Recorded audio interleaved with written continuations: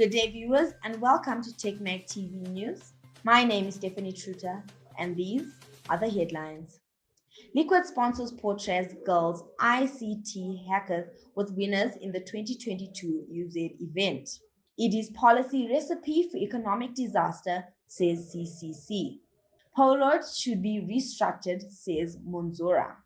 Rihanna's Fenty beauty products to come to Zimbabwe. Lost forex depositors to receive compensation from government.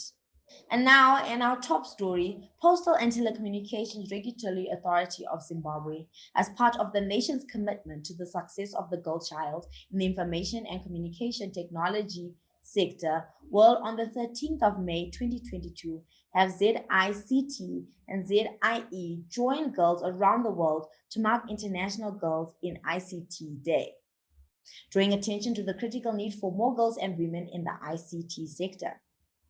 In that light, Liquid Intelligent Technologies was the main sponsor of the hackers held at the university on Zimbabwe the 4th of May. The event was also supported by Radio Solution, Naradzo Kenek, and Hansel. On the 4th of May, a hackathon was held by the women in the ICT and the Zimbabwean Institution of Engineering to celebrate the girl child by participating in a competition to design and develop websites. 84 participants registered to participate in the competition, and only 11 successfully completed the initial design of the first website assigned. With technology playing a role in all kinds of careers, from art and history to law, primary teaching, and graphic design, learning tech skills at a young age will set girls up for economic independence. And the ICT sector needs more girls and women to play an active role. The jobs of today and the future are driven by technology and innovation, with 65% of children entering primary school said to have jobs that do not yet exist. And now, in our other local news, President Emerson Mnangagwa's recent policy pronouncement aimed at stabilizing the economy is a recipe for economic disaster, opposition Citizens for Coalition for Change has said. In a comment on its micro-blogging social networking Twitter handle, CCC channeled the ZANU-PF's leader's move to stabilize, describing it as ill thought. CCC added that Zimbabwe is battling rising inflation, according to independent researchers, and is now second highest on the continent.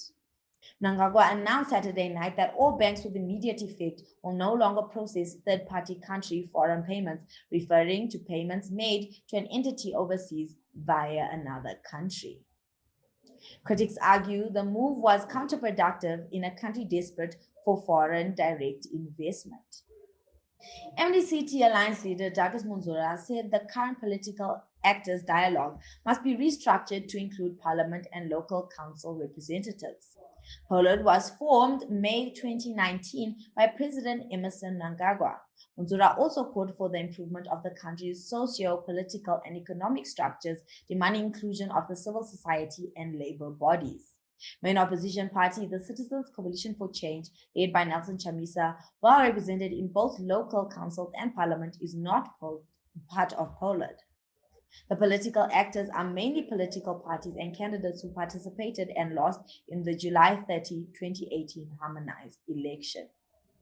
Rihanna's Fenty Beauty comes to Zimbabwe. American pop star Rihanna has announced plans to introduce the Fenty Beauty and skin cosmetic products to Africa. In a tweet, Rihanna confirmed the date and also the destination for her products. In a tweet, Rihanna confirmed the date and also the destination for her products, citing Zimbabwe as one of those. The Fenty products will be available in local retailers as the brand seeks to penetrate the African market. Fenty Beauty is a cosmetic brand that was launched on the 8th of September 2017 by Rihanna. The brand is popular for its product inclusivity across skin tones and gender, especially for its Pro Fit foundation. And in our other local news, lost forex depositors are to receive compensation from the government. Depositors whose United States dollar bank balances were wiped out in 2019 when the Zim dollar was reintroduced are said to be compensated, says government. Finance Ministry Secretary George Gavamtanga said that depositors with values of less than $1,000 were already being compensated.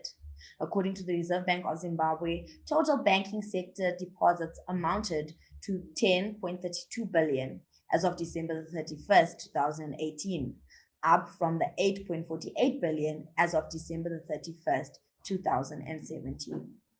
Telecommunications sector bemoaned restrictive policy. The Telecommunications Operation Association of Zimbabwe has bemoaned the tough and outdated regulatory environment which has made it much difficult and less profitable for them to operate, urging the government to relook its policy and readjust in a paper presented at a two-day stakehold. In our other local news, girls in the ICT brave the chilly weather in Gweru. As part of the nation's commitment to the success of the girl child in the information and communication technology sector on the 13th of May 2022, all roads will be leading to the Girls in ICT event, which is set to take place at Regina Mundi Hall in Gweru. For girls and young women to thrive in the science, technology, and engineering, as well as mathematics careers, they need to have safe and reliable access to internet and digital tools. The event will be running under the theme Access and Safety. Access and safety was selected as the 2022 thematic priority as part of the initial setup for the girls to be able to access the digital environment in a safe way. Among the dignitaries that will grace the occasion, Girls in ICT, is the Minister of State and Devolution Midlands Province, Honorable Larry Muvima, and the Postal and Telecommunications Regulatory Authority of Zimbabwe Director, Gift Callisto Machingete. The Postal and Telecommunications Regulatory Authority of Zimbabwe continues to further its commitment to promote the girl child's participation in the information communication technology sector. And now, in our regional news, rebels carry out deadly attack on a refugee camp in Ituri. Rebels have killed at least 14 people, including children, in an overnight attack yesterday on displaced persons camp in Eastern Democratic Republic of Congo, the latest violence in the conflict-wracked region, the army and civil society leader has said. Army spokesperson Jules Ngongo Tsikudu said on Tuesday that rebels raided a site outside the town of Fataki in Dugu, region of Eastern Uturi province, where hundreds of civilians have sought refuge in recent months. The attack in Duru was confirmed by the Kivu Security Tracker, a respected monitor of violence in the conflict-torn region.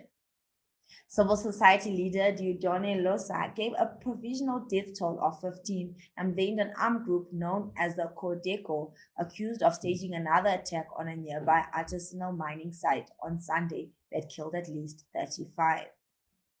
And now in our international news, Earth has a 50-50 chance of hitting key warming marks by 2026, say scientists. Faced with the climate emergency and drought that affects the planet, particularly the African continent, many heads of state are meeting in Abidjan, Ivory Coast, to adopt measures to help people gain access to water and the resources needed to conserve their land.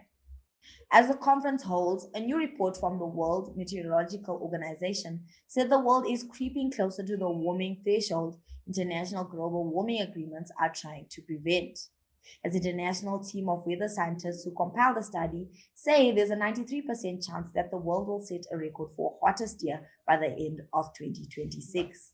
Dr. Deli is the director of the climate program at the World Meteorological Organization. He says that the increases in temperature we're seeing today come after years of build-up of greenhouse gases. Deli stressed that report findings are not surprising if you take previous weather patterns into consideration. The global team has been making these predictions informally for a decade and formally for about 5 years, with greater than 90% accuracy, according to meteorologists. Climate indicators, particularly in Africa, have been characterized by continuing warming temperatures, accelerating sea level rises, and extreme weather and climate events such as floods, landslides, droughts, and associated devastating impacts. In the Horn of Africa, 20 million people are threatened by famine, according to the UN.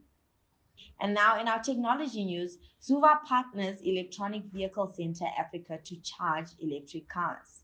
Zuva Petroleum has partnered Electric Vehicle Center Africa, putting in place a charging network at its service stations so that drivers can charge while away from home.